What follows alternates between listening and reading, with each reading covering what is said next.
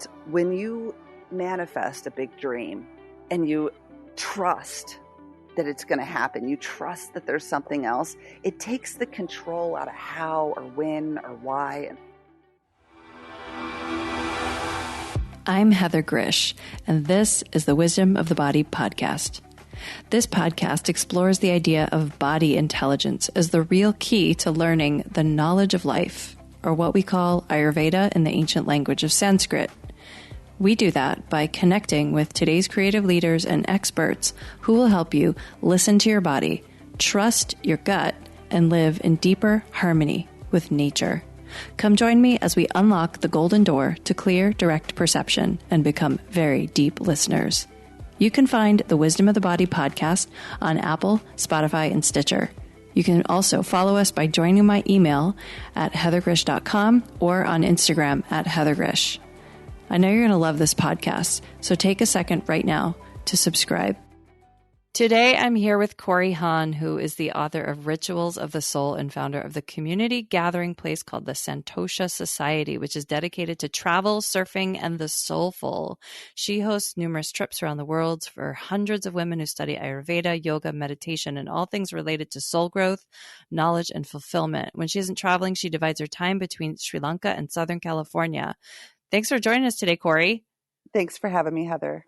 Sri Lanka and Southern California. My goodness. Why those two places? Oh, this is such a fun way to start this talk. Well, Sri Lanka is actually my home, and I have a van in Southern California at my mom's house for when I come back to visit. So I actually really live here in Sri Lanka where I am now. But I do come back to see friends and family and enjoy the perks of America, usually once a year at least, but with COVID, things are changing. I love how you said that, the perks of America. Like, give me a couple of examples of those. Okay. This is perfect timing because we just got back, actually. So the perks would be like really good internet. Even when we first got there, my son was like, Mom, there's never a power cut here. And I'm like, I know, honey, they never have power cuts. Like, it's so rare that it's on the news. If they do.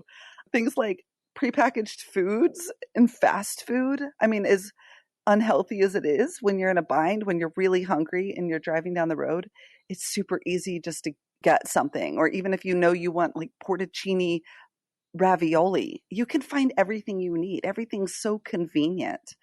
And it's really clean and beautiful and well kept in so many ways. Especially I've lived in Asia for I guess almost 9 years now. And so I really notice that when I go back. But of course, with all the perks comes other things that are probably would make people feel annoyed with it as well, or that they're always in the grind. It's so expensive, things like that. But gosh, there are so many things I just love when I go back. I love how you said the prepackaged food, because it's like there's also the dark side of all of those perks in some way, which is interesting because as I was listening to you, I was like, wow, it's just easy for us to just run around here. It's really set up for us to run around. It is. Very easily, yeah. And be distracted all day long. Absolutely. That's the downfall. And all those things do have downfalls. Granted, I choose to not live in that society because I feel like I kind of like having to make all my own food. And when the convenience was there, I took it. I took the easy road every time. And so now coming back, I'm like, oh my God, it's like my first day here and I have to get all the beets and carrots and my ginger and my garlic, everything, all my herbs. You have to go to like 5 different stores to get everything you'd want in your kitchen. And then you're really pretty self-sufficient. Of course, we can eat the local food and it's wonderful. But if you want any sort of European or Western style meals, you're probably going to have to make it yourself, especially over the past 2 years because all the restaurants shut down when the pandemic started hitting and quarantines were starting. So, yes. Yeah, it's funny how your son was talking about the power shutdowns because where I live in Northern California, we actually had power shutdowns last year. We had like 5 days of no power where I live in Marin County. And there was this really odd thing that happened, which was I liked it. It was so weird. I don't know. When you have a kid and you don't have power, there's some additional stresses, I think, because you just are like, is my kid going to be able to get dinner? I get a little stressed out about that. But I guess as long as you have peanut butter and cans of things in the house and a camping stove, then actually the local grocery store was also open. So it wasn't really stressful. And it was, I don't know about you, but I'd rather spend my time, walking around my neighborhood or going to the farmer's market or going somewhere to buy my vegetables, my fruits, and all these things rather than sit on social media all day. Yes, it does make it easy when the internet's bad or slow or the power is not very consistent to not get so addicted to those things. And I found myself, it could be, of course, that I'm launching a book and have this like interviews and podcasts happening for the first time in abundance, like never before. But I also felt that I was just drawn to get on my phone, to message people, to meet up, to check. People were messaging me on like 5 different platforms. I actually had to turn my notifications off on everything. And that became a little bit hard to connect in the moment with certain people. Like my girlfriend was like, I was like 45 minutes late to meet her because I didn't get the message, like, exactly where we were meeting. So I was like sitting on one part of the beach and her on the other. But I really had to do that because it became all day, every day, like notifications. And so I noticed when I arrived to the States in May until when I left just last week, which was about 6 months, 5.5 or something like that, that I became gradually more addicted to my phone for sure, because it was always available. It was always fully charged, like all the things, and like you said, I think when we have to check out like that, sometimes you have to force yourself to realize, wow, okay, that was getting completely out of hand. But a lot of times, yeah, you just keep going with it because there isn't a power cut like you had, or there's always good internet. I think that's something that yogis appreciate is this idea of cutting yourself off from things and to be able to experience life a little bit more deeply. Just the whole idea of going to an ashram or a retreat center. I absolutely agree with you. And it's funny you say that because the first step or principle I talk about in my book, or the whole first thing of yoga, is they give us 5 rules to live by, and then they give us 5 values or virtues to focus around. And one of those is simplicity. And it's like, they're just like, if you want to be a spiritual being, you have to prioritize simplifying your life. I mean, if you're truly living on the yogic path, that would be definitely something that should be valued, prioritized even. Yeah, and minimalism's a big thing right now, but minimalism, I feel like, talks more about, well, maybe I feel like the way I hear a lot of people practice it is more about stuff and having less stuff. But there's also the things that we busy ourselves with and the things that we get involved in. There's like a minimalism that we could have with that too. Absolutely. I love it. You're like totally just prepping me for like each step, it seems like. But, in the first thing I feel like the yogis in the sutras really told us to do was to what you just said, minimize, but not just because back in that time, they didn't have all this stuff. So it couldn't have really been about that. It was minimizing all the things you're doing that you don't need to be doing. And if you really look at everything you do in a day, how can you simplify your life? It might be even just thinking. Like you might waste so much time thinking about the future, or it could be like the internet or the social media or anything like that. And so when we really look at how can we simplify and minimize our life to narrow it down to like what Marie Kondo says, what brings me joy, and do more of that and less of all this other stuff, you start to feel that your daily schedule has much more meaning and intention, purpose, and just less Mm. chaos. It sounds like your book has really focused on a little bit of a Marie Kondoing for the soul. Tell us about your book, Rituals of the Soul. What inspired you to write that book? It's a funny question, Heather. I don't even know. 5 years ago, I just had this idea to write. I had been writing on Instagram, doing my own advertising for a long time, just to sell my retreat. So I try to stay active on Instagram. I just found myself falling in love with the captions and writing and that part of it. So I had this idea to write a book, but I didn't even really know exactly how. I didn't have like my book proposal laid out. Like these are going to be the chapters and this is the focus and I'm going to guide the reader to this. I just started researching intuition. And then I wanted to know, what do the Yoga Sutras actually say about intuition? And that's when I started finding as I moved through the entire system of yoga through those old scripts, I was like, I think what the yogis are trying to tell us to do is that we first have to learn to listen to our intuition, and then two, start to act on it.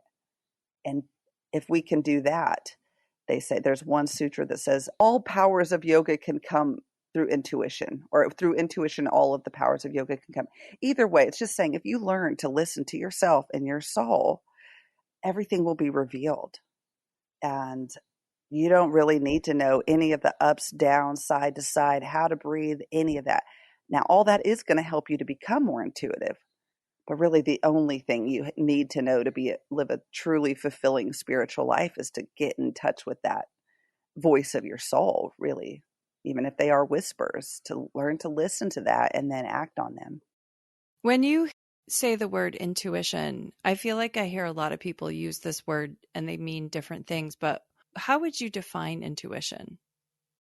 I believe in Rebecca Campbell's book, Light is the New Dark. She wrote that they're whispers, that they're subtle whispers of your soul. And I really love that because I feel like it's just a guidance system. And in many ways, you're guided by your nervous system and all the things inside your body that you can't see, your emotional layer. And so when you learn to work through what all the messages are, then you're left with another voice that's still always there, and that's your intuition. And the yogis actually believe that our bodies are a bit like onions, and as we get more subtle towards the soul, see, at first you have the physical, you can feel touch, then you have the breath and energy. And if you get in touch with the breath and energy, you might find you can go more subtle into the emotion, thoughts, and belief layers. And just below that, there's the soul, the atman. And that's the reason we do all these yoga practices, is because it helps us guide us to that place. Not to live there, but at least in the beginning, just to hear it, to know what it's saying. So many people even know what their intuition is saying. Like, I've had so many clients say, I knew for years I shouldn't have been in that relationship. I'm going, okay, well then why don't we leave? So then that's where the second part comes in. But it's really simple life guidance. It's simple, but taking that advice might not be simple. Does that make sense? Yeah, totally. And I think sometimes it actually comes through as a voice that you can hear in your head, and you're like, oh, whose voice is Yes, that? absolutely. And it can be confusing. Is that a thought? But, in the beginning, I felt it reoccurred. So I noticed like the book thing. It didn't just go away like other dreams. Like, I'm going to build a pottery studio outside. And then like that never really happens. But the book was literally every day waking up so excited to research.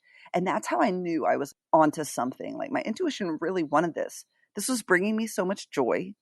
It was simplifying. I was cutting out so much of the crap and the distractions to focus on what my fiery passion was in that moment, which is another one of those virtues the yogis tell us to focus on. And it just, every day I was so excited, even till now, it just felt like there was a guidance there. So that's kind of the theme of the book also that runs through it, is that our soul is guiding us to dreams. And if we can realize those dreams, that's where our growth lies. That's where the specific growth that we need in this human lifetime, as for this particular soul that's embedded in us. This is what we need to do. This is why we came here. This is our shortcut to enlightenment, whatever, however you want to see it. But I do believe it's incredibly important. It's our personal migration, just like the birds and the caribou and the bears. But we've learned through years and years of societal programming not to listen to it. Yeah. Rather, we're supposed to have a partner. We're supposed to have a car and a house after college. And we're never, just we do things the way our parents want us to do it. And even sometimes you don't even realize how ingrained beliefs are and why you're doing something. And then you're just like, I just thought this was the only way. But if you listen to your intuition, there will be a unique path for you, I'm sure. Yeah, I learned that the hard way when I was in my 30s. Had one of those eat, pray, love moments. And I think everyone goes through this at some point where you kind of come out of your baby mind of that. We're always living our lives to please someone at some point, right? Growing up, whether it's the parents or the kids that beat you up at school or whoever it is that you're trying to, you've been conditioned by. But then at some point, there's this time where it feels like an individual starts to notice that, wait a minute, I can actually live my life the way I want to, and that these things that I thought I wanted, I don't even really, really, truly want. It's a very strange experience to go through that. And I went through that. I think I go through that periodically as well because, we're so conditioned, and obviously because I wrote a fertility book, a lot of the women that I work with are people who want to have a baby, and some of them are just, they think they're supposed to have a baby. Some of them don't even really want one. And that's a very difficult struggle to go through. Yes. Man, you say you went through it in your 30s. I'm thinking I'm going through it every few years. I mean, it's such a thing. I've tried to find acceptance and self-worth in myself through so many ways. And like you said, I thought I didn't want a baby. So I was almost the opposite. And then when I got pregnant, I totally flipped out, and at the end of the day, I did want a baby. I was just scared of commitment. I've had an abandonment wound that my husband was going to leave me for my every boyfriend I've ever had. So now this was even a scarier situation to have that fear. And yeah, we don't always know what's living inside. I mean, for so long, I thought to be productive, to be successful in myself meant I had to have a successful business. So I was just slaving away. And then when COVID happened and I couldn't run my business because I run retreats around the world, so that pretty much died overnight, I realized I don't have any worth. So then I put all my worth in my partner. And I was like, oh, that's okay because have this partner. But then he left too. So then I was like, oh, shoot. My worth doesn't, well, slowly over a lot of grief, I realized my worth doesn't live in that codependent relationship either. I need to learn that my worth lives within me, and my worth lives actually me knowing that I'm here for this purpose to go after my soul dream. And when you have those nights of the dark soul, it's such a wake up call. Your soul going, or actually the universe saying, okay, we're going to tear everything away from you because it's time for you to really get this. That's what I think, at least from my own experience. Yeah, you said in the book that intuition is our way of perceiving the world through the lens of our soul. How do you think a person knows when they're perceiving the world through the lens of their soul versus some other thing that's driving them?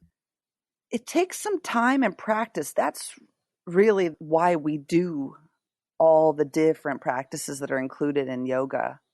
And yoga is such a huge system, and it includes thousands of different techniques and practices, but it takes some time.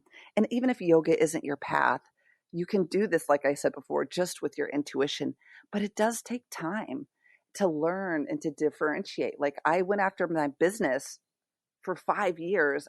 All I wanted was a successful business. But until at some point I realized that was really because I lacked worth in myself. I would set a money figure on how much I needed to make in order for me to feel successful. So I essentially was creating my own unsuccess feeling in myself. You don't always know, but like they say, you just feel for it. And I do believe that even when you make the wrong decision, your soul guides you back like a GPS. We all have gotten off course, and we know we have, you know? But there's something that brings us back to what our truth is. And that's truly the basis of this whole journey, is just to know your truth, to walk your truth, to understand your worth. Because if anything's sacred, what would it be besides us here now, to realize that. So that's really a part of the journey. I think that yoga for me but especially when I was deep in practice in my 30s, I would say it was really wonderful for a recovering Catholic like me Mhm. and sort of filled some of the gaps that I think some people get from having a religious practice or a spiritual practice. I mean, in some ways, I think religious practice is nothing more than a spiritual practice that you do regularly. Mhm. But so I think there are a lot of people, because all the religions have been declining, there are a lot of people who seem to have forgotten how to connect with their soul, because that word soul is associated with religions and people have charges against religions for various reasons. But I think it's important to find the soul. And one of the things that you said in your book on page 14, you said, I think it was just in the introduction, you said, you simply plug yourself into the soul behind the wall. And I loved the way you said that. And I want to hear more about this description. Like, what is the wall? Do you have to find the wall first? Or can you find the soul before you find the wall? Does one help you find the other? I'd love to hear you talk a little about this wall. Yes. I love it too. And I can so feel your story. I resonate with that so much. And like, I was always looking for a home, like I just told you before. It was in my work, it was in my partners. Every partner I've ever had made me feel more worthy. And then also in religion.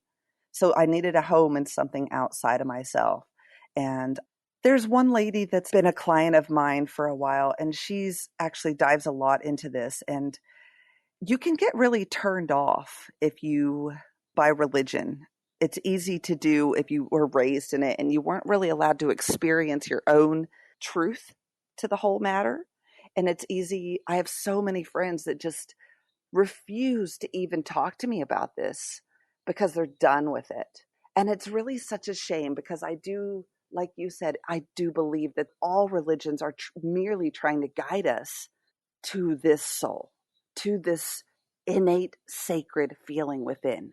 And lately I've been calling it worthiness, because I know if I truly feel sacred, I will feel worthy. They come hand in hand, really.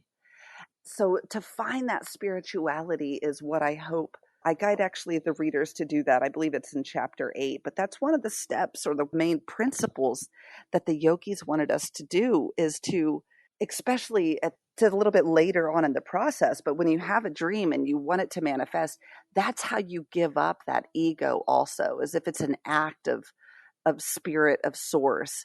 But for many people, it's hard to make that first connection back into the spiritual world after being raised like we did. But so I do believe the wall is merely our veils. They call them veils in Kabbalah. And let's see, they're just blockages that live within us mainly. It might be living from your ego, from everything about the superficial or how you look.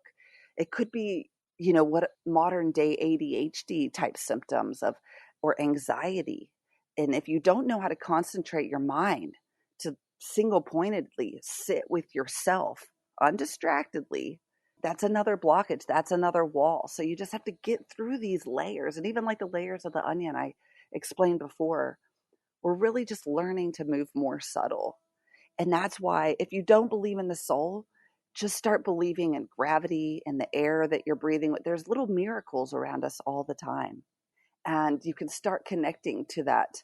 And then it grows and it grows, and that connection will grow. But it's not always easy. I think the hardest part for so many of us is stepping back into the ring of being open to having something like that exist. But yeah, if you can just start with whatever you believe, the air, isn't it a miracle? Is that God?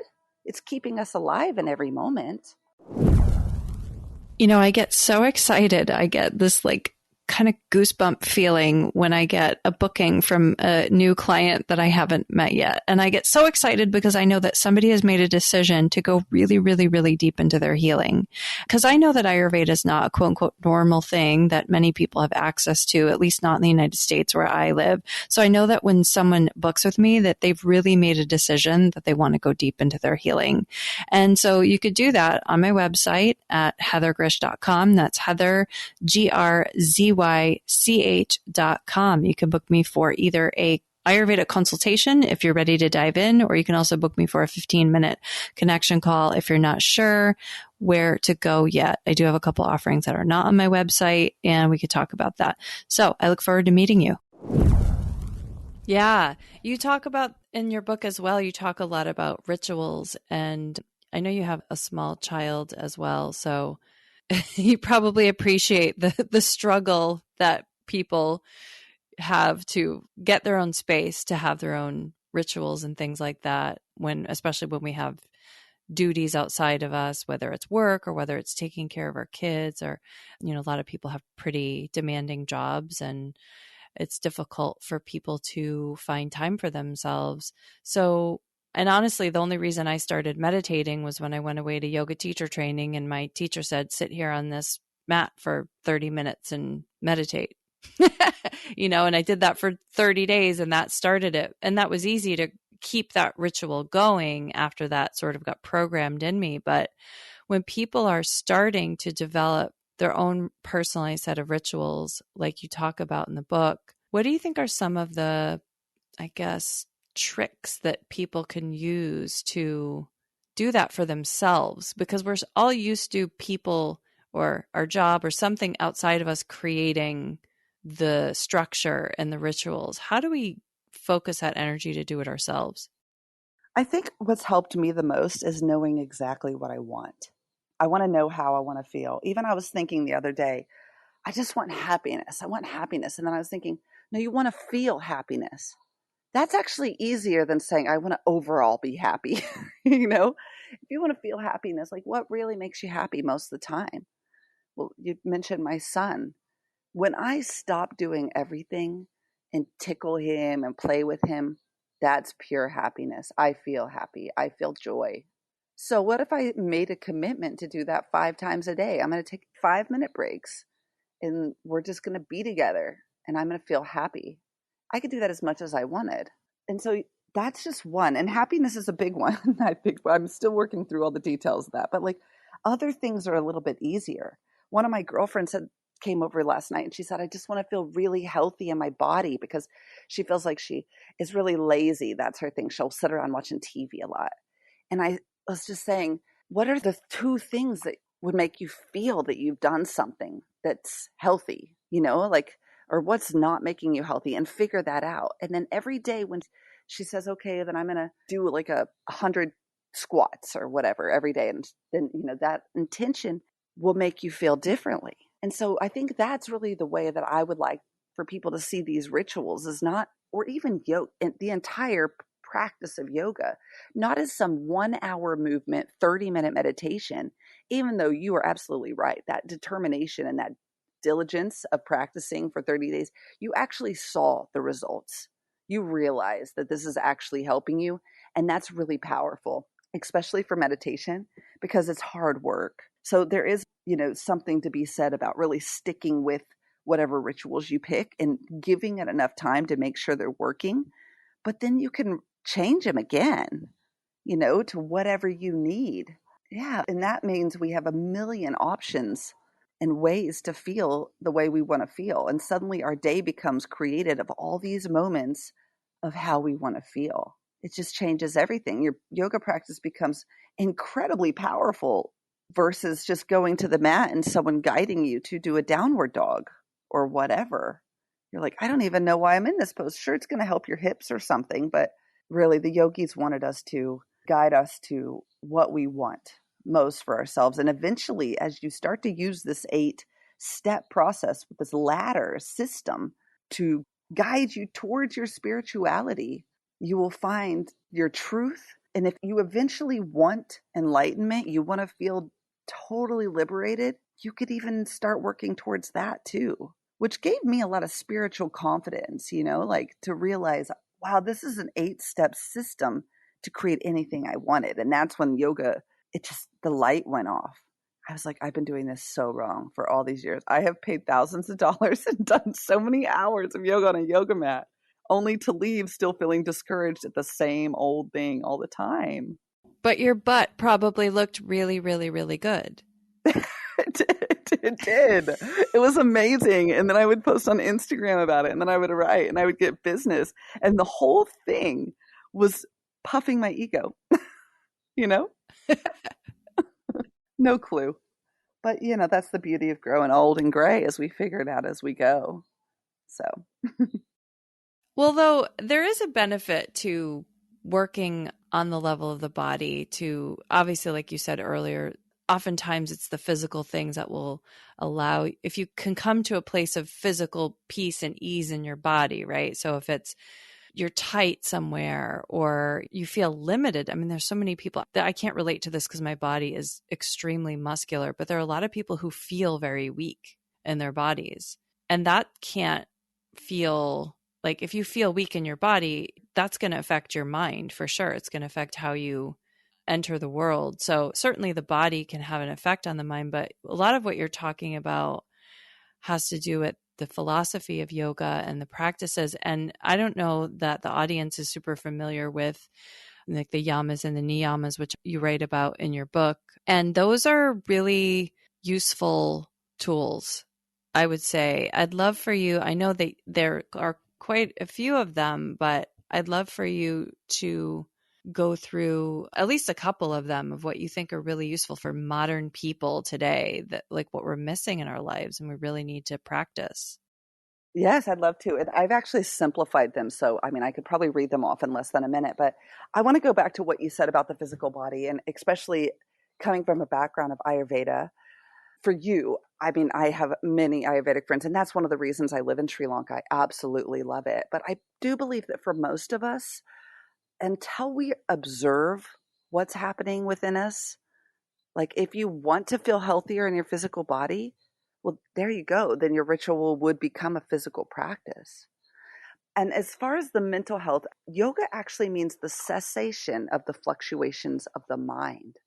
If anything, these yogis realize that our problems don't live in our physical. And even if our problems are in our physical and we can't help them, things like terminal cancer, then we're still going to revert back to the mind for dealing with it.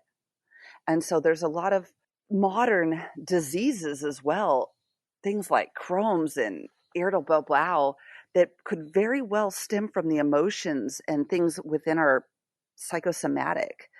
And so I do think that what we want to do is we really want to stop and observe what is it we want and need. And usually whatever answers come, well, for me, that would just be like a calm mind. I think for 2 years, my goal when I asked myself that was like calm and peace in the mind.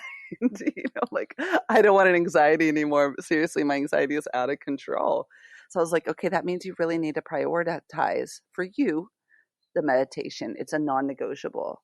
You really can't have a healthy, clear, mind. You react to everything without that meditation practice. So we're going to do that. And so you can come back to your health with the same system, really, the same step by step, like moving through and guiding yourself through it. And yeah, but let's talk about those yamas and niyamas. And I do believe that the yamas are just rules. They're just like the 10 Commandments, really. And they're really simple. Most of the time, we already do them all as is. So you don't even have to worry about them so much. I always say I print these and put them on my wall, and that's really enough. Then you can come back to them when you need them. But the rules for a spiritual life, according to Patanjali, who wrote the Yoga Sutras, is to be kind and to don't harm. And that would be including yourself, like self-loathing, all that self-shame. That's important for you to overcome in order for you to connect with that spirituality. To be honest, don't lie, satya, and be honest with yourself. Don't steal, asteya. Respect your body and life as sacred, brahmacharya. That's an important one there because oftentimes that comes down to our worth also. Simplify, minimize, don't be wasteful, aparagaya. And so there's not a lot you can do with those. Just, when you're making a decision or when you're not sure what's going wrong with a problem, you can look back at that and maybe see one of the ways you're not being true to yourself or living by those rules. And then the next thing they talk about, which is the second principle of the 8, is niyamas, and these are virtues of a spiritual being. And these are really cool, I think, because I didn't really know how to use them. I didn't really get why they were included, to be honest. I was so busy trying to get my leg behind my head for so many years. I skipped really trying to find understanding around these 5 simple virtues. And so later in life, like 5 years ago, I printed them and put them on my wall, and I realized, oh my God, this is my key to being indecisive. Anytime I can't make a decision, I'm going to come back to the niyamas. And that way, like, because once you start listening to your soul, like you said, it literally could have a voice, but it could also be your thinking mind. So you're like, I don't know. I don't know if I should move to Sri Lanka and spend all my money in a developing country. I just don't know. I could move to this, and otherwise I would do this. So if you come back and you look at why you might be doing it, and if these virtues align with it, it does help you to know, actually, I think this would be good for me. and continue on it. So let's just talk about what those are real quick. So the first one is cleanliness, sacha. And like you said, it's with illness and things, it's really finding a way to clean the body with exercise, clean your schedule to make more time, clean the mind with meditation, clear out toxicity that's not going to make you feel good. When your body aches, when you feel terrible, it is hard to do anything else. It's hard to meditate. It's hard to relax. So that would be the first thing, to move towards more cleanliness. There's actually a saying in India that an unclean home leads to a messy mind. And for me, I feel that so much to be true.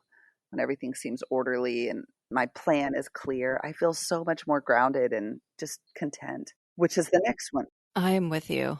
Yeah, right? Took me a long time to figure that out, though. I'm still unorganized in ways. But contentment, santosha, if it makes you happy, do more of it. If it feels good to you, do it as often as you can. Do more of what makes you smile. Really value that. The time with your kids watching movies, if you love that, that's so important. That should be valued. That should not leave your schedule.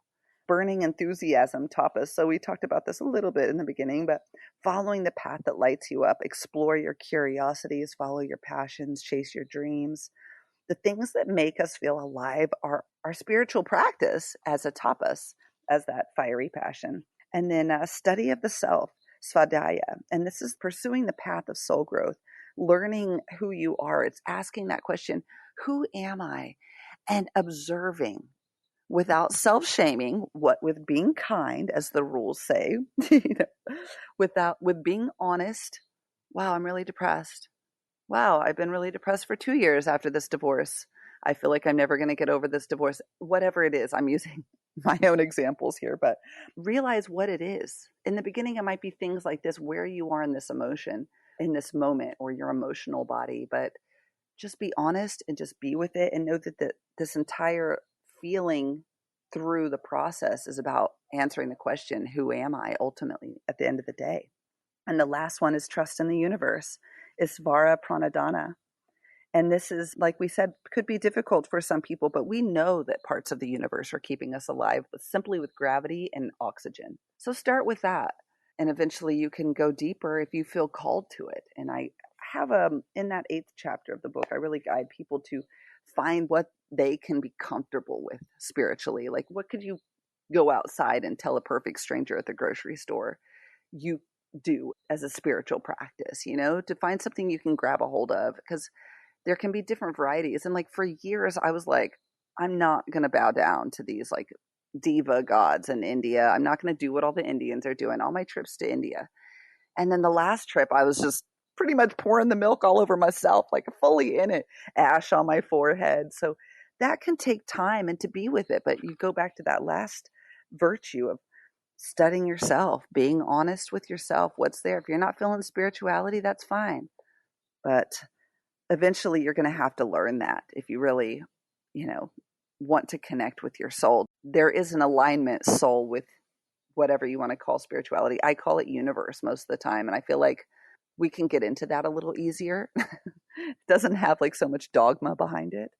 But learning how energy and frequency are scientifically proven influential powers that surround us. And by praying to God, by saying a prayer, you're not only saying it out loud, but it's reverberating through your body. And when you manifest a big dream and you trust that it's going to happen, you trust that there's something else, it takes the control out of how or when or why. And suddenly you're not this neurotic entrepreneur or whatever it is, trying to make things happen. But you can just say, I'm going to do what I can do.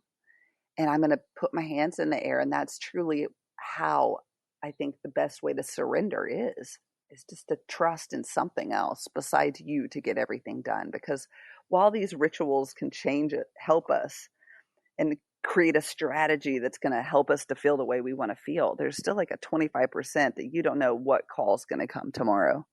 And as most of us that have had grief in our lives know, everything changes in that moment. So we just have to stay open to that change that is such a natural part of this world and universe we're living in. Yeah, and it's obviously a tricky thing for people right now for various reasons of things going on in the world, that the trust piece is rocked for people. And there's a lot of people that feel like they're being forced to do various things, whether it's having to stay home for a lockdown or some people feeling forced like they have to take a vaccine. And it never feels good when we feel like someone is forcing us to do something, or that like the society is forcing us. It never feels good. And that's why yoga is so interesting, because I feel like people go through different, I don't know, phases with it, where you get all these powers and you're like, wait, I can do this, whether it's shifting something in your mind, your emotions, or your body. You start to realize, oh, I have all this power. I could do this. But then at the same time, there is still the universe out there, like you said, and you still can't forget the surrender part. And it's sometimes, it's amazing if we could feel that equally, like I'm in charge here in some way, right? And I'm surrendered. That's such a delicate balance for people to find. And yeah, it's hard. And it's one of the things that kind of worries me about so many people getting into all these meditation apps, because Oh, yeah. I wonder, like, are people doing that? Are they just going to get hypnotized, or are they doing the work on their own to understand themselves for real? Yeah, with Insight Meditation Timer, it's just another distraction in a way. You could flip through there. And of course, meditation, generally, any meditation is going to help most people. But I think it's the same way you can just get so distracted in social media, like not even meditation apps. Like you can get just as distracted trying to learn every single technique of meditation, of yoga, of any movement practice, anything you want.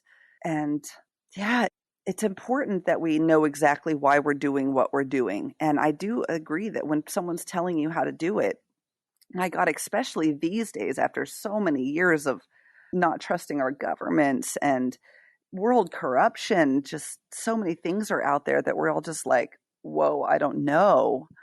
And once you start doubting, the system, or even if the system's your parents or the government, anybody, it can be hard to really stand up for what you want and what you're doing. And I think that that's the most important thing we can do, is just try to respect our autonomy, but others as well, as much as we possibly can these days. Yeah. And, the reason I think I think about this a lot in relation to why people are doing yoga, why we're meditating all the time. And I remember when I did my yoga teacher training, I remember our teacher said, hey, write down 10 reasons why you love yoga. Like, why do you do it during teacher training? And I saved these little pieces of paper that she had us write them on.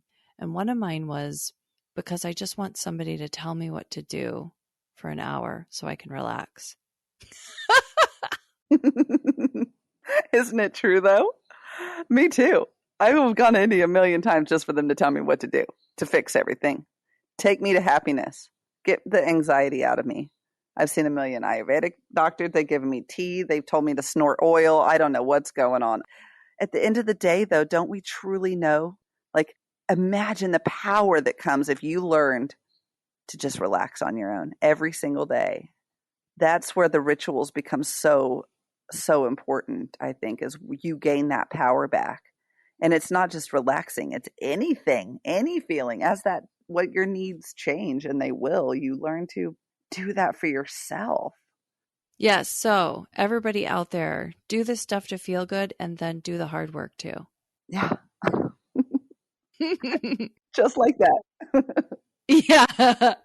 Yeah. And thank you so much for going through a summary of the yamas and the niyamas. I think it's important. And it's funny, even as you're going through, like, I feel like I don't know, there's this whole like judgment thing that Westerners seem to have some sort of pathology around judgment. And I think there's a lot of opportunity for work around those concepts for Westerners. I certainly experienced that. Sort of made my mind a little bit more flexible. And tell us how to find your book, because you've got this great book, and also your work and how to work with you. Yeah, great. Thanks for asking. So the book right now is available where most books are sold. I don't even know how that happened. That is the universe right there. See, sometimes when you go after your dream and then it happens, you're like, oh, I had no control in that happening. That was something else beyond me. And as silly as it sounds, I really truly believe that. And even how this book gets into people's hands is just another part of that 25% of the universe controlling things. But the book is called Rituals of the Soul, Using the 8 Ancient Principles of Yoga to Create a Modern and Meaningful Life. It's on Audible, Amazon, indie books, if you're into that route. Like I said, most places. And I have a website, Santosha Society. I'm also active on most of the social media channels. But on my website, you can find free guided meditation programs. And the main meditation program that I offer is my freebie that's available for everybody right now.